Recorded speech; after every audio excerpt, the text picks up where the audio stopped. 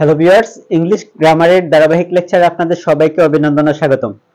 আজকের ক্লাসে আমরা অ্যাডজেক্টিভ এবং অ্যাডভার্ব কিভাবে সহজে মনে রাখতে হয় এই টেকনিক শিখব। অনেকে ওই জায়গায় ভুল করে, আর আজকের ক্লাসটি দেখার পর এই অ্যাডজেক্টিভ এবং অ্যাডভার্বে আর কখনো ভুল হবে না। পার্ট অফ স্পিচের মধ্যে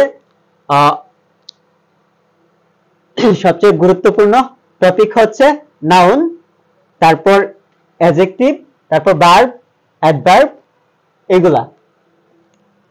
আর আজকের ক্লাসে আমরা কি শিখবো? অ্যাডজেক্টিভ এবং অ্যাডভার্বকে কিভাবে সহজে মনে রাখা যায় এটা শিখবো। অনেকে মনে করেন যে কোন শব্দের শেষে এলওয়াই থাকলে সেটা অ্যাডজেক্টিভ হয়ে যায়। আজকের পর থেকে এই বিষয়টা ক্লিয়ার হয়ে যাবে যদি ক্লাসটি শুরু থেকে শেষ পর্যন্ত মনোযোগ সহকারে দেখেন। আর আজকে আমরা ইংলিশকে একটু গণিতের মতো শিখবো, কারণ গণিত করতে আমাদের ভালো লাগে। আমরা যদি ইংলিশকে গণিতের মতো শিখি তাহলে অবশ্যই ইংলিশটাও আমাদের কাছে সহজ মনে হবে। প্রথমত আমরা মনে রাখবো পার্ট অফ স্পিচ 8 প্রকার। এটাকে ধারাবাহিকভাবে সিরিয়াল বাই সিরিয়াল মনে রাখবো, যেমন noun, pronoun, adjective, verb, adverb, preposition, conjunction and interjection.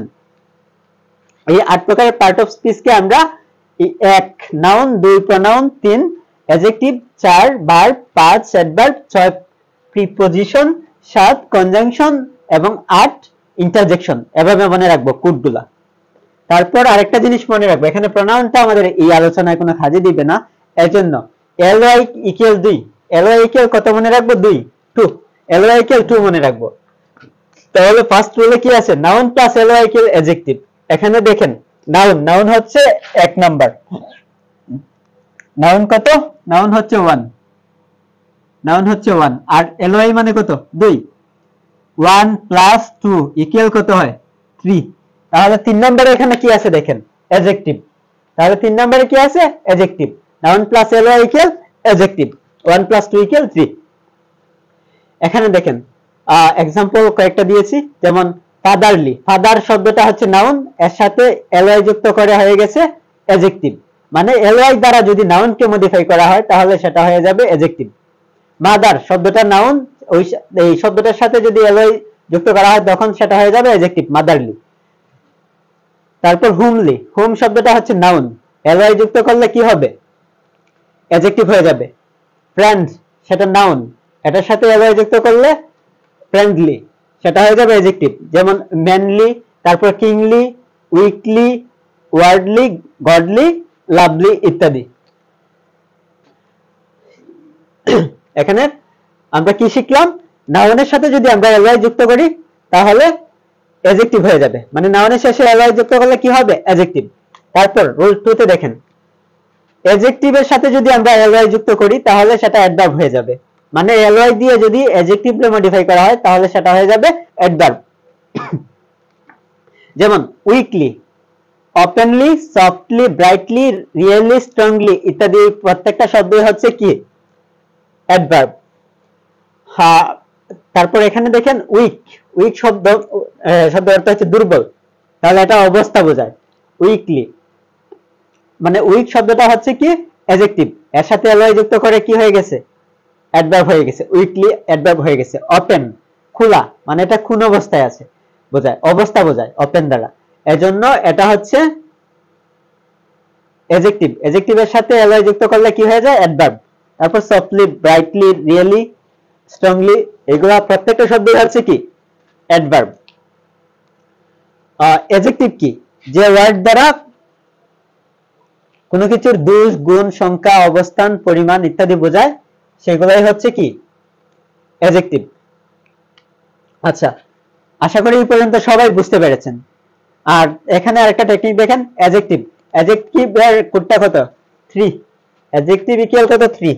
এখানে অ্যাডজেক্টিভ ইকুয়াল কত? 3 প্লাস ly মানে কত? ly মানে কত? 2। 3 প্লাস 2 ইকুয়াল কত? 5। এখানে দেখেন 5 নম্বরে কি আছে? অ্যাডভার্ব। তাহলে অ্যাডজেক্টিভ এর সাথে ly যুক্ত করলে কি পাওয়া যায়? অ্যাডভার্ব পাওয়া যায়। আশা করি এই পর্যন্ত সবার ক্লিয়ার। এখন আমরা 3টা एग्जांपल দেখি যেগুলো বিভিন্ন বিশ্ববিদ্যালয়ে ভর্তি পরীক্ষায় এসেছে এবং মেডিকেল অ্যাডমিশনে এসেছিল। এছাড়া এই টাইপের প্রশ্নগুলো বিসিএস এ আসে, ব্যাংকে আসে, তারপর শিক্ষক নিবন্ধন, প্রাইমারি, নার্সিং বা যে কোনো জব পরীক্ষায় বা যে কোনো প্রতিযোগিতামূলক পরীক্ষায় বারবার এসে থাকে। আর ওইখানে অধিকাংশ স্টুডেন্ট ভুল করে। তারা কি কেন ভুল করে? কারণ তারা শব্দ শেষে যদি এলওয়াই দেখে তাহলে সেটাকে অ্যাডজেক্টিভ দিয়ে দেয়। আচ্ছা দেখেন, অ্যাডজেক্টিভ না, অ্যাডভার্ব দিয়ে দেয় সেটাকে। তাহলে আশা করি আজকে এই ক্লাসটা দেখার পরে এই বিষয় নিয়ে আর কোনো কনফিউশন থাকবে না। এখন এইগুলোর আনসার আপনারা নিজেই পারবেন, তারপরে একটু ডিসকাস করি।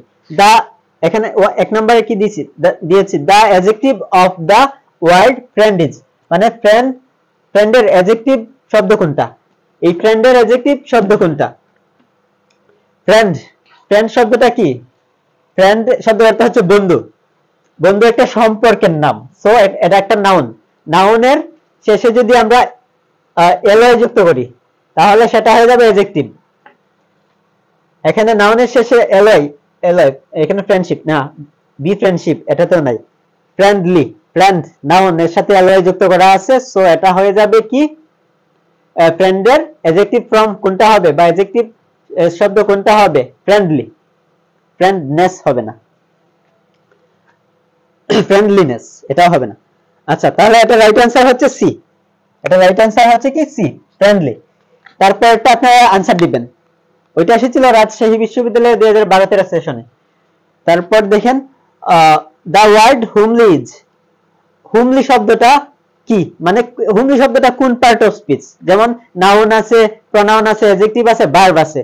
আর এখানে দেখেন আবার আরেকটু ক্লিয়ার করে দিচ্ছি, হোম শব্দটা হচ্ছে নাউন, নাউনের শেষে এলওয়াই আছে। নাউনের শেষে এলওয়াই থাকলে ওইটা কি হয় আপনারা সবাই জানেন, কমেন্টে জানিয়ে দিবেন। 2 নম্বরের আনসারটা কি হবে কমেন্টে জানিয়ে দেবেন। তারপর 3 নম্বরটা দেখেন, the word slowly is a অথবা এন, স্লোলি, স্লো মানে কি ধীরে, তাহলে স্লোলি, স্লো হচ্ছে অ্যাডজেক্টিভ, এটা অবস্থা বোঝায়। এখানে স্লো মানে কি ধীর গতি। আচ্ছা, স্লো মানে ধীর, এজন্য এটাকে কি বলা যাবে? অ্যাডজেক্টিভ। অ্যাডজেক্টিভের শেষে কি আছে? এলওয়াই। অ্যাডজেক্টিভের শেষে এলওয়াই থাকলে কি হয়? সেটা অ্যাডভার্ব হয়। অ্যাডজেক্টিভের সাথে যদি আমরা এলওয়াই যুক্ত করি তাহলে সে কি পাবো? অ্যাডভার্ব। মানে 3 + 2 = 5। ক্লাসটি শুরু থেকে শেষ পর্যন্ত মনোযোগ সহকারে দেখার জন্য সবাইকে ধন্যবাদ। আর আমার ইউটিউব চ্যানেল টিটু স্যার এবং সুপার টেকনিক ইজি এডুকেশন, এই দুইটা ইউটিউব চ্যানেল অবশ্যই সাবস্ক্রাইব করে রাখবেন, কারণ আমি ক্লাসগুলো যাতে আপলোড করা মাত্রই আপনারা সবাই ক্লাসগুলো দেখতে পারেন বা সহজে খুঁজে পান, এজন্য এই চ্যানেলগুলো সাবস্ক্রাইব করে বেল আইকনটি ক্লিক করে রাখবেন। আর যে পেজ হতে এই ক্লাসটি আপলোড করা হয়েছে অবশ্যই এই পেজটিতে একটি লাইক দিয়ে পেজটি ফলো করে রাখবেন। ধন্যবাদ সবাইকে।